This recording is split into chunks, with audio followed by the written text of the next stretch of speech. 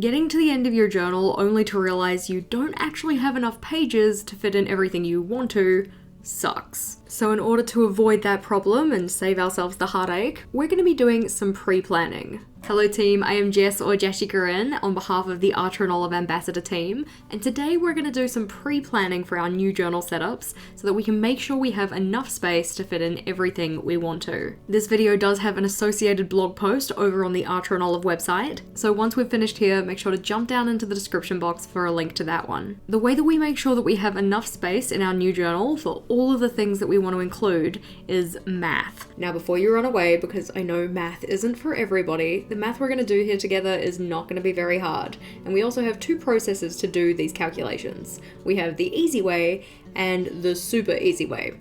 So let's go through the easy way first. For the easy way, we're going to take a piece of paper and rule it up to have 3 sections. In the leftmost section, we're going to have 2 columns, whereas in the middle and rightmost sections, those ones are going to get 3. The exact spacing doesn't matter too much, but I would recommend having the leftmost column in each of the sections just a little bit wider. Our first section is going to be for any start of journal pages or one-off collections that we want to include in our new journal. We can start here by writing out any of the layouts we want to include in our new journal, just in that first wider left-hand column. We want to do a thorough job with this, so give yourself an opportunity to brainstorm the different layouts you might want to include, because accounting for those in our plan means that we have a better idea of how much space we're going to be using. Once you have all of those listed out though, then we can start to fill the next column over. This is where we specify how many pages each of those layouts are going to take up. It's important to make the distinction here that we're working with pages, not spreads. Remember that a journal spread is 2 facing pages. So something like the future log, if you're putting that on a full spread, that's going to take up 2 pages.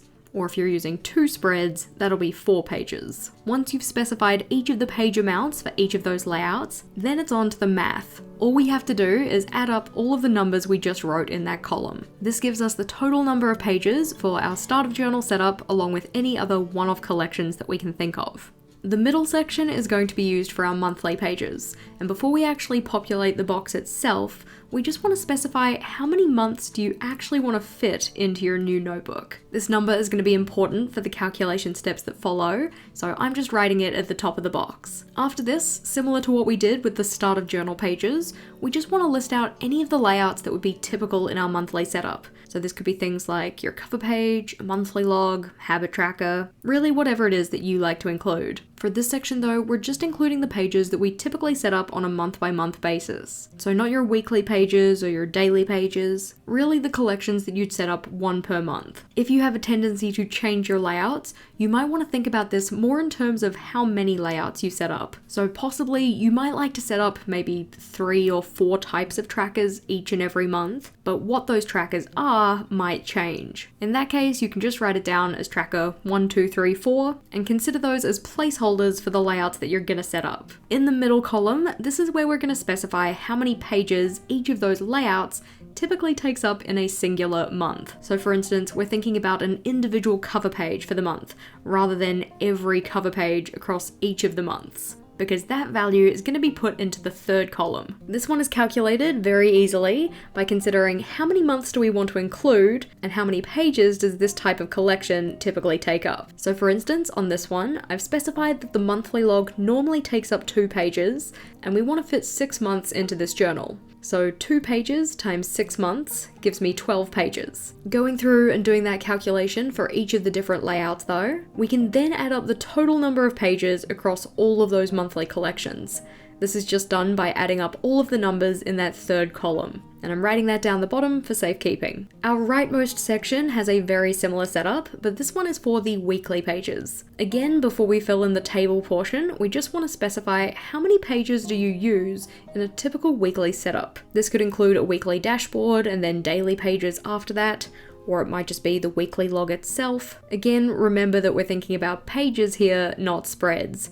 So if you typically set up a weekly spread, that's 2 pages. Rather than listing out the types of pages in this one, we're instead going to list out the months that we're including. I'm just doing that by listing out the month titles, and because I've specified that this is a 6-month journal, I'm listing out January through to June. With the months in though, we then want to think about how many weekly setups we're going to need for each month. This one is most easily calculated by just counting it using a year at a glance or a calendar. For instance, if your January calendar looks like this, I would consider that to be 4 weeks, because that last partial week only has 3 days in it. Whereas if we consider February of the same year, this one I would consider to need 5 weekly setups, because although there are only 3 full weeks, the first and the last week of the month both have 4 days. So that's a majority. Both of those weeks are going to be counted with the February pages. Once you've specified how many weekly setups there are going to be in each of the months, then we get onto the calculation step. This one just involves multiplying the number of weekly setups by the number of weekly pages you're going to be using. So in this case, 4 weeks in January